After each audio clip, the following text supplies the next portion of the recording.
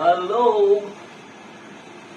तो नमस्कार साथियों, मैं हूं सत्यम पांडे और आज मैं वापस आ चुका हूं अपना लाइट का 8वां लेक्चर लेकर। इससे पहले हमने लाइट को खूब अच्छे से समझा है।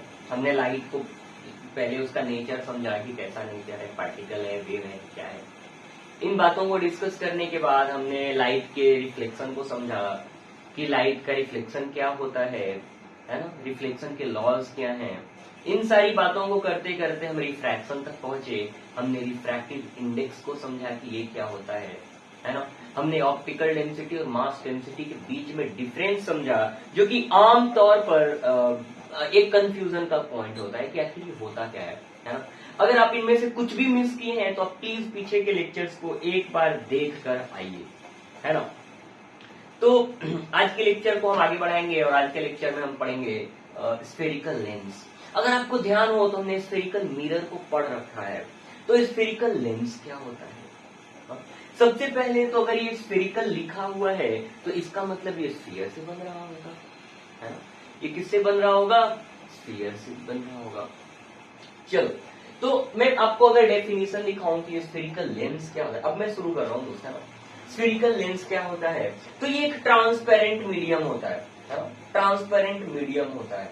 अच्छा, आपको अगर ध्यान हो तो जब हम छोटे बच्चे हुआ करते थे तो लाइट से, सनलाइट से हम पेपर को जलाया करते थे। हाथ में ऐसे लेंस पकड़ते थे, नीचे पेपर होता था और हम उसको ऐसे रखे रहते और रखे रहते क्या होता था, वो फिर कुछ टाइम के बाद वो जल जाता था, वो पेपर वाकई जल जाता था मेरे दोस्त।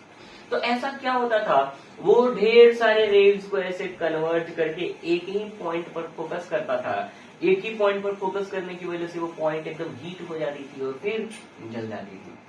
तो क्या उसी लेंस की हम बात करें? हाँ मेरे दोस्त, उसी लेंस की हम बात करने वाले हैं अभी। ठीक है, तो सबसे पहले स्फेरिकल लेंस क्या होता है? It is transparent medium. It is a transparent medium made up of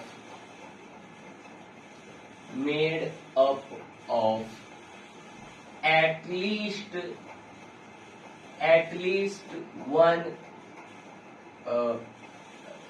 क्या बोलते थे उसको, स्फेरिकल रिफ्लेक्टिंग सरफेस, है ना। स्फेरिकल रिफ्लेक्टिंग सरफेस, है ना। स्फेरिकल रिफ्लेक्टिंग सरफेस से मैं क्या कहना चाह रहा हूं? कनकेव या फिर कॉन्वेक्स, है ना। Made up of at least one reflecting surface. ठीक है, थोड़ी सी एनर्जी डाउन है, तबियत सही नहीं है, लेकिन फिर भी काम है तो करना पड़ेगा, है ना। तो ऐसा नहीं है कि कुछ मैं कम पढ़ा दूंगा या फिर कुछ ऐसे टाइम पास हो जाएगा, नहीं, बिल्कुल नहीं, पढ़ाई जाएंगी सारी चीजें, है ना दोस्त। चलो, तो स्फेरिकल लेंस क्या होता है? एक ट्रांसपेरेंट मीडियम होता है। ट्रांसपेरेंट का मतलब क्या होता है? ऐसा मीडियम जिसके आर पार देखा जा सके। जैसे साफ पानी, वो भी तो ट्रांसपेरेंट मीडियम है, उसके आर पार अपन देख सकते हैं। अच्छा, गंदा पानी क्या वो ट्रांसपेरेंट है? नहीं, वो ट्रांसपेरेंट नहीं है। क्यों? क्योंकि उसके आर पार हम नहीं देख सकते। लेकिन सर वो जो लेंस हम खेला करते थे, क्या वो ट्रांसपेरेंट है? हाँ, ट्रांसपेरेंट है। क्या उसके आर पार दिखता था? हाँ, आर पार दिखता था। ठीक है, तो ट्रांसपेरेंट मीडियम का मतलब क्या होता है? जिसके आर पार देखा जा सके। अब ये बना किससे है? एटलीस्ट वन रिफ्लेक्टिंग सरफेस, कम से कम एक रिफ्लेक्टिंग सरफेस होना चाहिए। आमतौर पर दोनों सरफेस कैसी होती हैं? रिफ्लेक्टिंग, लेकिन कम से कम एक रिफ्लेक्टिंग सरफेस होगा, एक रिफ्लेक्टिंग स्फेरिकल रिफ्लेक्टिंग सरफेस होगा, तभी हम उसको स्फेरिकल लेंस बोलेंगे। कम से कम एक रिफ्लेक्टिंग सरफेस स्फेरिकल होगा, तभी हम उसको स्फेरिकल लेंस बोलेंगे, वरना स्फेरिकल लेंस नहीं बोल पाएंगे। तो ये बनता कैसे है, ध्यान से देखना। मान लो आपने एक रिफ्लेक्टिंग सरफेस ये लिया और दूसरा रिफ्लेक्टिंग सरफेस ये ले लिया, है ना। तो दोनों के बीच में आप ये वाला जो रीजन देखोगे, ये कैसा बन रहा है? ये लेंस बन रहा है। इसका नाम क्या है? इसका नाम है कॉन्वेक्स लेंस। क्या नाम है इसका? Convex lens. या फिर आपने एक स्फेरिकल मिरर लिया या फिर स्फेरिकल रिफ्लेक्टिंग सरफेस ले लिया, ये अंडा बन गया, तो अंडे को अपन मिटाएंगे और फिर से स्फीयर बनाएंगे, है ना, और आपने दूसरा स्फीयर ऐसा ले लिया, अगर आप यहां से देखो तो ये कैसा लेंस बन गया, कॉनकेव लेंस, है ना, कॉनकेव लेंस बन गया। तो दोनों रिफ्लेक्टिंग सरफेस अगर आप स्फेरिकल लोगे तो या तो कॉन्वेक्स बनेगा या फिर कॉनकेव बनेगा। लेकिन अगर मैं सिर्फ एक लूं और एक प्लेन ले लूं, है ना, तो ये क्या बना, ये क्या बना दोस्त, इसको बोलेंगे प्लेनो कॉनकेव लेंस। क्या बोलेंगे, प्लेनो, मतलब एक प्लेन सरफेस है और दूसरा अगर आप इधर पे देखो तो ये कैसा दिख रहा है, कॉनकेव है ना, हाँ, प्लेनो कॉनकेव लेंस। और अगर मैं इसको ऐसा ले लूं, ऐसा ले लूं तो ये कैसा दिखेगा आपको, प्लेनो कॉन्वेक्स लेंस, है ना। तो ऐसे ये सारी चीजें बनेंगी, लेकिन है दोनों, ये भी स्फेरिकल लेंस नहीं है ना, ये दोनों स्फेरिकल लेंस भी है, लेकिन अपने सिलेबस में हमें इन दोनों के बारे में पढ़ाई करनी है। तो आपको क्या समझ आ रहा है कि लेंस बनता कैसे है। हाँ जी, दो स्फेरिकल मिरर से हैं या फिर दो स्फेरिकल ग्लास वगैरह कुछ भी ले लो, अगर वो दोनों एक साथ आ गए तो वो क्या बनेगा, कॉन्वेक्स लेंस। अगर दूर दूर है उस मीडियम को कट किया जाए तो ये क्या बनेगा, कॉनकेव लेंस। ठीक है, चलो अब कितने टाइप्स के होते हैं, दो टाइप्स के। कितने टाइप्स के होते हैं स्फेरिकल लेंस, ये होते हैं दो टाइप्स के। कौन कौन सी टाइप होती है इनकी, पहली तो है कॉन्वेक्स लेंस। कौन सी लेंस, कॉन्वेक्स लेंस। और इसका एक और नाम है, क्या नाम है इसका, कन्वर्जिंग लेंस। क्या नाम है मेरे दोस्त, कन्वर्जिंग लेंस। दूसरा दूसरा दूसरा एक है कॉनकेव लेंस। क्या है, कॉनकेव लेंस। या फिर इसका क्या नाम है, डाइवर्जिंग लेंस। क्या नाम है, डाइवर्जिंग लेंस। अरे ये तो मिरर के बिल्कुल उल्टा चल रहा है, हाँ, मिरर के उल्टा चल रहा है ना। मिरर में क्या होता था मेरे दोस्त, मिरर में जो कॉन्वेक्स मिरर था वो डाइवर्जिंग था। याद करो, वो रेज को क्या करता था, ऐसे दूर फैला देता था रिफ्लेक्शन के बाद। ये क्या करेगा, इसमें कॉन्वेक्स लेंस क्या करेगा, कन्वर्ज करेगा। रेज ऐसे जाएंगी तो उनको पास मिला देगा। उसमें concave lens, sorry concave mirror क्या था, कन्वर्जिंग था। ऐसे रेज रिफ्लेक्ट होती थी और आके किसी पॉइंट पर मिलती थी, जिस पॉइंट पर हम फोकस बोला करते थे। तो ये क्या था, कॉनकेव मिरर क्या था, कन्वर्जिंग था, है ना। लेकिन यहाँ पर कॉनकेव लेंस क्या है, डाइवर्जिंग है। तो क्या आपको ये बात समझ आ रही है मेरे दोस्त, हाँ जी, बात तो समझ आ रही है। मैं पेन कहाँ रख दिया यार, हाथों से लेकर गायब हो गया।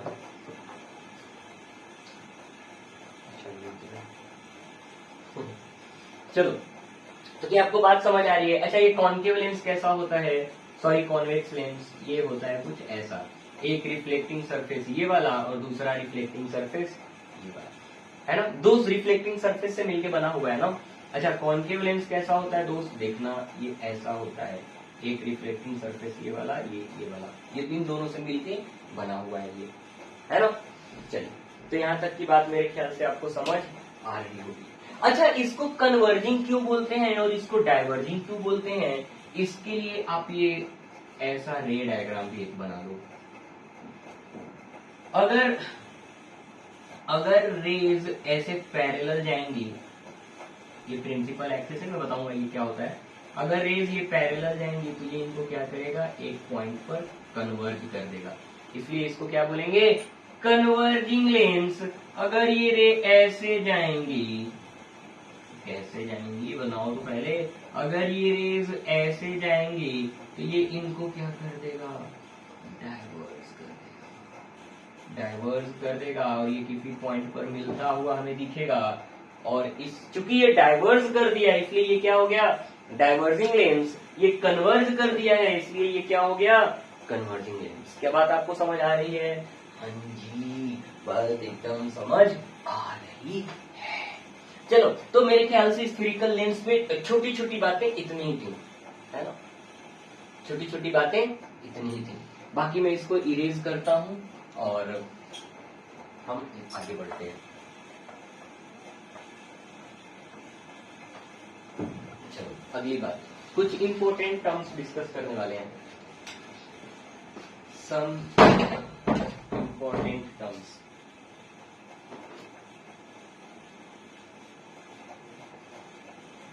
बिल्कुल वैसे ही जैसे हमने किस में डिस्कस किया था, मिरर में, वैसे ही इंपॉर्टेंट टर्म्स हम डिस्कस करने वाले हैं लेंस में। देखो इंपॉर्टेंट टर्म्स में सबसे पहले क्या आता है, अपर्चर। क्या आएगा, अपर्चर। ये अपर्चर होता क्या है, मैं ना यहाँ पर दोनों लेंस बना देता हूँ एक बार, ताकि मैं इनमें एक्सप्लेन करता जाऊंगा आपको चीजें। ठीक है, तो एक कॉन्वेक्स हो गया और ये एक कॉन्केव हो गया। ठीक है, तो अपर्चर क्या होता है, ये जो लेंथ होता है ना, एंड टू एंड डिस्टेंस, इसको हम बोलते हैं अपर्चर। इसको क्या बोलते हैं, अपर्चर। लेकिन इसको डिफाइन कैसे करते हैं दोस्त, ध्यान से देखना।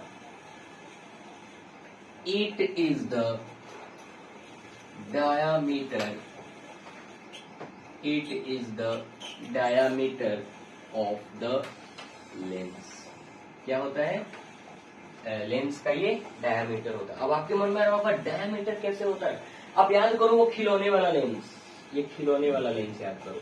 खिलौने वाला नहीं मतलब ये भी लेंस ही था, लेकिन जो हम बचपन में खेलते थे जिसके साथ। अब इसका जो डायामीटर होता है इसको क्या बोलते हैं, अपर्चर। एक्चुअली इसका शेप भी ऐसा ही है, लेकिन हम साइड से देख रहे हैं इस वजह से ये हमें ऐसा दिख रहा है ना। इसका शेप भी ऐसा ही है ना। कोई भी डायामीटर ले लो, क्या होगा ये, इसका ऐसा ही लेंथ होगा। समझ आ रही है आपको बात। तो इसका जो डायामीटर होता है उसको हम क्या बोलते हैं, अपर्चर। अब कैमरा वगैरह में जो लेंस आता है ना, उसका भी अपर्चर ऐसे ही होता है कि उसका डायामीटर कितना है, जितना ज्यादा डायामीटर उतना ज्यादा अपर्चर, जितना कम डायामीटर उतना कम अपर्चर, है ना दोस्त। तो अपर्चर क्या होता है, लेंस का डायामीटर। अच्छा, एक मजेदार चीज, क्या हम लेंस को टच करके पहचान सकते हैं, हाँ टच करके पहचान सकते हैं कौन सा लेंस है। अगर बीच में थिक हुआ तो कौन सा लेंस, बीच में थिक और साइड में थिन हुआ तो कौन सा लेंस, कॉन्वेक्स लेंस। अगर बीच में थिन और साइड पे थिक हुआ तो कौन सा लेंस, कॉन्केव लेंस। ठीक है दोस्त, चलो तो अपर्चर की बात हो गई। अब दूसरी बात, centre of curvature. Centre of curvature, centre of curvature. अब ये सेंटर ऑफ कर्वेचर क्या होता है, इसके बारे में ध्यान से सुनना।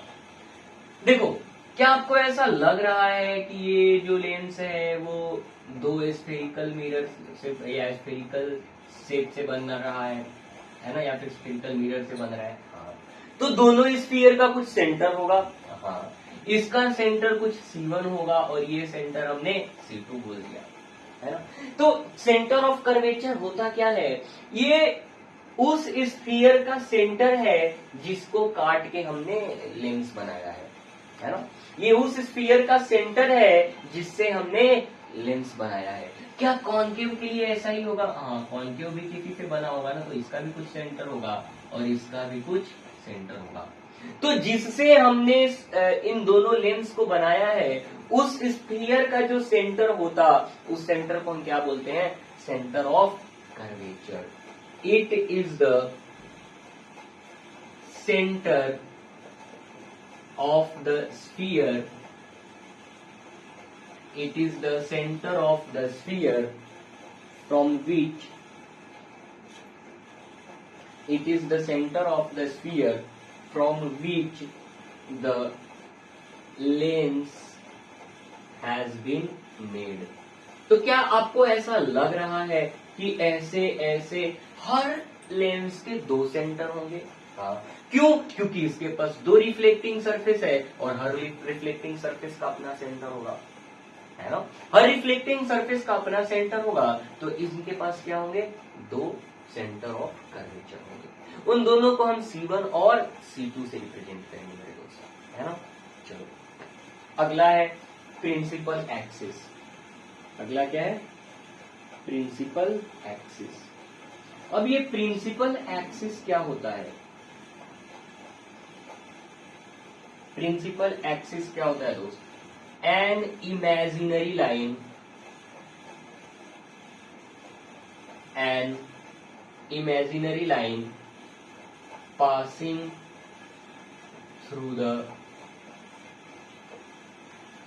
through both center of curvatures, passing through both center of curvatures, है ना, एक ऐसी इमेजिनरी लाइन जो दोनों सेंटर ऑफ कर्वेचर से पास होगी उसको हम क्या बोलेंगे, प्रिंसिपल एक्सिस। ठीक है। चौथा ऑप्टिकल सेंटर। ऑप्टिकल सेंटर क्या होता है? It is a point at the point into the lens from which the rays pass undeviated. मतलब कि ये अगर कॉन्वेक्स लेंस है तो बीच में कहीं ऐसा एक पॉइंट होगा जहां से रेज बिना डेविएट हुए पास हो जाएगी। अब बिना डेविएटेड पास हो, ये तो खास बात है ना। क्यों? क्योंकि मीडियम चेंज हो रहा है। मीडियम क्या हो रहा है? मीडियम चेंज हो रहा है तो डेविएट होना चाहिए, लेकिन ये डेविएट हुए बिना पास हो रहा है। इसका मतलब क्या हुआ?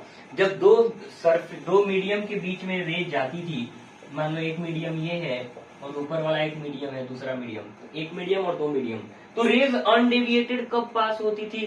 जब नॉर्मल इंसिडेंस होता था, है ना। जब नॉर्मल इंसिडेंस होता था तभी अनडेविएटेड पास होती थी। मतलब अगर आप ऑप्टिकल सेंटर से रे को पास कर रहे हो तो ये नॉर्मल इंसिडेंस है। इसका मतलब कि ये 90 डिग्री पर एंगल आई की वैल्यू कितनी हो जा रही है? 0 डिग्री। इस वजह से ये अनडेविएटेड पास हो रहा है। ठीक है। तो ऑप्टिकल सेंटर क्या होता है? एक ऐसा पॉइंट होता है लेंस के अंदर जहां से रे बिना डेविएट हुए पास होता है। इस पॉइंट को हम क्या बोलते हैं? Optical centre. ठीक है दोस्त। और क्या रहना है? इसको हम O से रिप्रेजेंट करते हैं। चलो अब जो बताऊंगा उसको बड़े ध्यान से सुनना, बड़े ध्यान से सुनना। आओ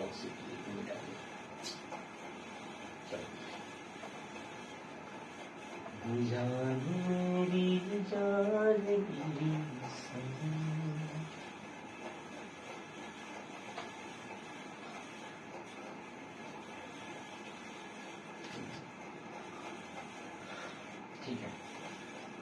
पांचवा, फर्स्ट प्रिंसिपल फोकस। प्रिंसिपल की स्पेलिंग ध्यान से देखना दोस्त, PAL होता है ना, PAL में लिख देना। First principle focus.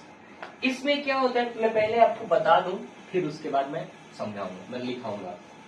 अगर मैं कॉनकेव लेंस की बात कर रहा हूं, कौन से लेंस की बात कर रहा हूं दोस्त? कॉनकेव लेंस की बात कर रहा हूं। तो ये होगा अपर्चर, यहां पर कहीं होगा ऑप्टिकल सेंटर। इस रिफ्लेक्टिंग सरफेस का सेंटर ऑफ कर्वेचर कुछ इधर होगा, C1, है ना। और इसका वाला कुछ इधर होगा, इसको मैं बोल देता हूं, ये कुछ ऐसा होगा, और यहां कहीं होगा ये C2। ठीक है। ये इधर हो जाएगा C1 और इधर हो जाएगा C2। बात है कि बताओ मुझे फर्स्ट प्रिंसिपल फोकस क्या होता है ना।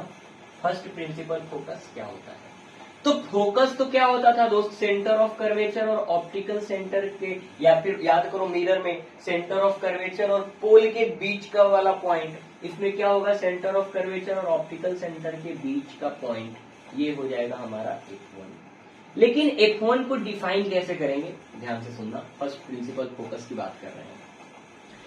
ये एक ऐसा पॉइंट है जहां से रे निकलेगा, है ना, जहां से रे निकलेगा और लेंस से पास होने के बाद प्रिंसिपल एक्सिस के पैरेलल हो जाएगा, है ना। बात समझ आ रही है? ये एक ऐसा पॉइंट है जहां से रे निकलेगी, प्रिंसिपल एक्सिस से लेंस से पास होने के बाद प्रिंसिपल एक्सिस के पैरेलल हो जाएगी, है ना। समझ आ रहा है?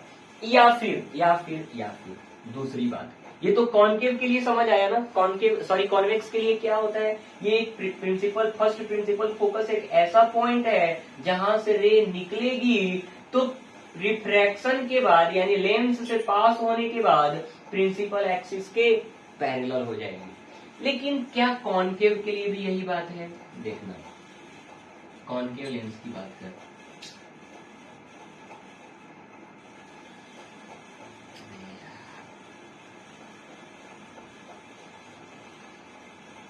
चलो कॉनकेव लेंस की बात करते हैं।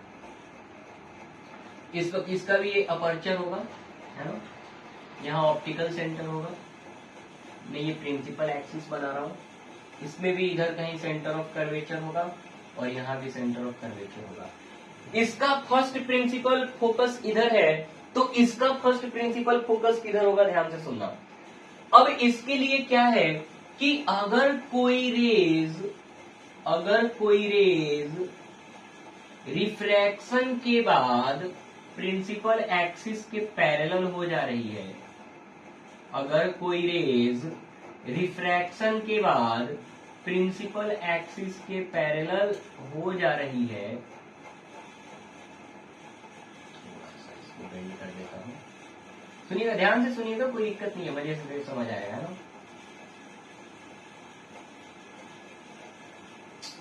क्या करते थे साजना तुम हमसे दूर रहते। चलो अब यहां से ये प्रिंसिपल एक्सिस के पैरेलल हो गई। तो अगर मैं कहूं कि कॉनकेव लेंस के लिए फर्स्ट प्रिंसिपल फोकस इधर है, तो क्यों? देखना, कोई रे जो रिफ्रैक्शन के बाद प्रिंसिपल एक्सिस के पैरेलल हो जा रही है, वो जहां पर मिलती हुई प्रतीत होगी रिफ्रैक्शन के बाद, उस पॉइंट को हम क्या बोलेंगे? Principal focus. ध्यान से सुनना, फिर कॉन्वेक्स में आओ, फिर कॉनकेव पे चलेंगे। कॉन्वेक्स में क्या था? एक ऐसा पॉइंट जहां से रे निकले और प्रिंसिपल एक्सिस के पैरेलल हो जाए। इसमें क्या होगा? एक ऐसा पॉइंट जहां पर रे मिलती हुई प्रतीत हो लेकिन मिले नहीं, प्रिंसिपल एक्सिस के पैरेलल हो जाए। समझ रहे हो? तो इसी बात को हम लिख कैसे सकते हैं? ध्यान से सुनिएगा। It is a point from which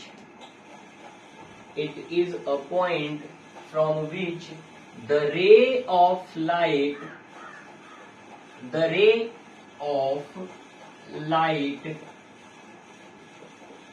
it is a point from which the ray of light originates, originate मतलब वहां से निकलता है,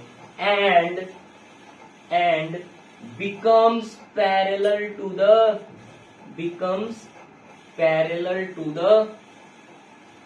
principal axis, या फिर और इसके लिए क्या होता है?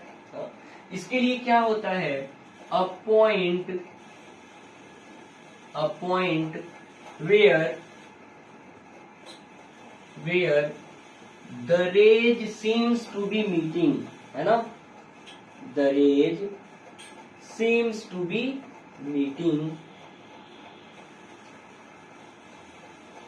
but become parallel to the principal axis,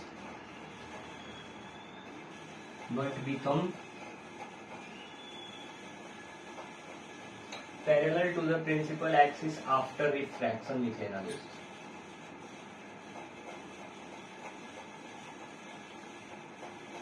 है ना, after refraction, or a point where the rays seems to be meeting but become parallel to the principal axis after refraction, है ना। तो मेरे ख्याल से आपको फर्स्ट प्रिंसिपल फोकस पता चला होगा। तो आपको ये भी समझ आ रहा होगा कि कॉन्वेक्स लेंस के लिए फर्स्ट प्रिंसिपल फोकस पीछे है और कॉनकेव लेंस के लिए फर्स्ट प्रिंसिपल फोकस आगे है ना। अच्छा, अब बात करते हैं सेकेंड प्रिंसिपल फोकस की। ठीक है, सेकेंड प्रिंसिपल फोकस की।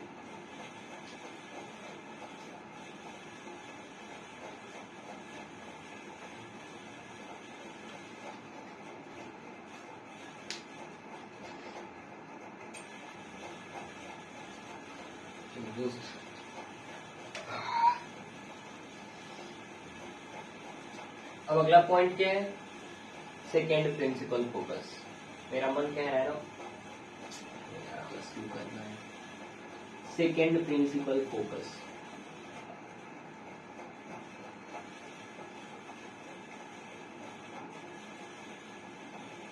सेकेंड प्रिंसिपल फोकस क्या होता है समझेंगे पहले, है ना, उसके बाद लिखेंगे। मैं इसको यहाँ ड्रॉ करता हूँ ताकि मैं लिख पाऊँ नीचे। ये हो जाएगा अपर्चर, ये होगा ऑप्टिकल सेंटर, और ये मैं प्रिंसिपल एक्सिस बना रहा हूँ। इसके लिए सेंटर इधर होगा, F1 इधर होगा, है ना। अभी तक हमने F1 और C1 की बात करी थी, इधर दूसरा वाला सेंटर ऑफ कर्वेचर होगा। समझना इस बात को। सेकेंड प्रिंसिपल फोकस क्या होगा कि अगर कोई रेज प्रिंसिपल एक्सिस से पास हो रही है तो वो किस पॉइंट पर मिलेगी रिफ्रैक्शन के बाद, उस पॉइंट को हम क्या बोलेंगे, सेकेंड प्रिंसिपल फोकस। ठीक है, कोई रे प्रिंसिपल एक्सिस के पैरेलल पास हो रही है तो रिफ्रैक्शन के बाद जिस पॉइंट पर मिलती है उस पॉइंट को हम सेकेंड प्रिंसिपल फोकस बोलते हैं। या फिर अगर कॉन्केव लेंस की बात करें, इसमें क्या होगा, ध्यान से सुनना। अगर कोई रे प्रिंसिपल एक्सिस के पैरेलल पास होती है, अब तो ये डाइवर्ज करेगा ना, ये तो रेज को दूर भेजेगा, तो ये जिस पॉइंट पर मिलती हुई प्रतीत होगी, है ना, वाकई नहीं मिलेगी, मिलती हुई जिस पॉइंट पर प्रतीत होगी उसको हम क्या बोलेंगे, सेकेंड प्रिंसिपल फोकस। ठीक है, समझ आ रही है आपको बात? हाँ जी, तो लिख लेते हैं, इसको डिफाइन कर लेते हैं। It is a point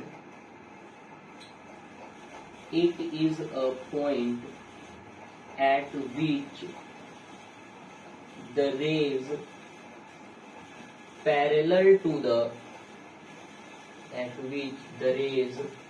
parallel to the principal axis seems to be it is a point at which the rays parallel to the principal axis meets or seems to be meeting after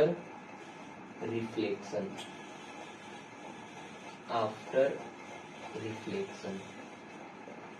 ठीक है, समझ आ रही है बात आपको, है ना। तो सेकेंड प्रिंसिपल फोकस क्या होता है कि अगर कोई रे प्रिंसिपल एक्सिस के पैरेलल पास हो रही है और रिफ्रैक्शन के बाद वो जिस पॉइंट पर मिलेगी उसको हम क्या बोलेंगे, सेकेंड प्रिंसिपल फोकस। या फिर रिफ्रैक्शन के बाद जहाँ मिलती हुई प्रतीत होगी उसको हम क्या बोलेंगे, सेकेंड प्रिंसिपल फोकस। अगली बात, इसी को मिटा देता हूँ, फोकल लेंथ।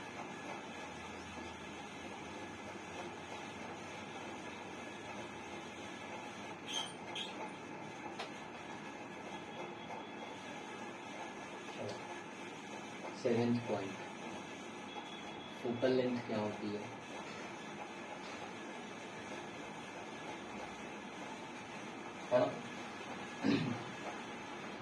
तो ये रहा हमारा कॉन्वेक्स लेंस, ये होगा अपर्चर, ये ऑप्टिकल सेंटर, है ना, इधर सेंटर ऑफ कर्वेचर, और यहाँ पर एक फोकस होगा। ये कौन सा फोकस होगा, F1, ये होगा C1, इधर क्या हो जाएगा F2, और इधर हो जाएगा कहीं C2। कॉन्केव लेंस की अगर बात करें तो ये कुछ ऐसा होगा, है ना, ये होगा ऑप्टिकल सेंटर। ठीक है, इधर क्या आता है इसका C2, इधर क्या आएगा F2। सेकेंड प्रिंसिपल फोकस इधर बन रहा था, ध्यान देना, है ना। इसमें क्या हो जाएगा F1, और इधर क्या हो जाएगा C1। ठीक है, अब होता क्या है focal length, the distance between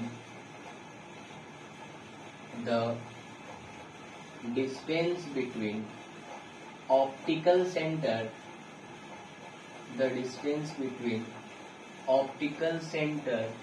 and the principal focus. कौन सा, पहला या दूसरा, कोई भी, है ना। The distance between optical centre and the principal focus, first और सेकेंड दोनों में से कोई भी, is known as focal length, है ना। लेकिन आप अगर क्वेश्चन सॉल्व करो तो आप किसी को एक को मान के चलना है ना, या तो फर्स्ट को मानना या फिर सेकंड को मानना। आमतौर पर मैं सेकंड को ही लेकर चलता हूँ, ठीक है, सेकंड प्रिंसिपल फोकस को is known as focal length, है ना। अगर मैं सेकंड को लेकर चलूं तो यहां से सेकंड का फोकल लेंथ ये वाला होगा f, और इसके लिए कॉन्केव के लिए फोकल लेंथ ये होगा f। क्या ये वाला नहीं होगा? ये वाला भी होगा मेरे दोस्त, है ना। लेकिन कोई एक को मान के चलोगे तो न्यूमेरिकल सॉल्व करने में आसानी होगी, नहीं तो फिर न्यूमेरिकल सॉल्व करते हुए कंफ्यूज हो जाओगे। फोकल प्लेन क्या होता है? Focal plane, a plane consisting, एक ऐसा प्लेन जिसमें फोकस लाई करे, है ना। A plane consisting focus is known as focal plane, ठीक है। एक ऐसा प्लेन जिसमें फोकस लाई करे, जैसे मान लो यहाँ पर कोई एक प्लेन हम ड्रॉ कर दें, है ना, एक प्लेन जिसमें एक फोकस आ जाए अपना, उसको क्या बोलते हैं? प्रिंसिपल, सॉरी, फोकल प्लेन, ठीक है। मतलब एक पॉइंट होगा ना जहां पर वो फोकस लाई करेगा, तो ये एक प्लेन उस पे बना दो, वो क्या बन जाएगा? फोकल प्लेन, है ना। जैसे मान लो ये लेंस रखा हुआ है, ये लेंस रखा हुआ है, इस लेंस के सामने यहाँ पर फोकस आएगा, और फोकस जिस प्लेन पर लाई करेगा, ऐसा एक कोई प्लेन होगा ना जिस पर वो लाई करेगा, उसको क्या बोलेंगे हम? Focal plane.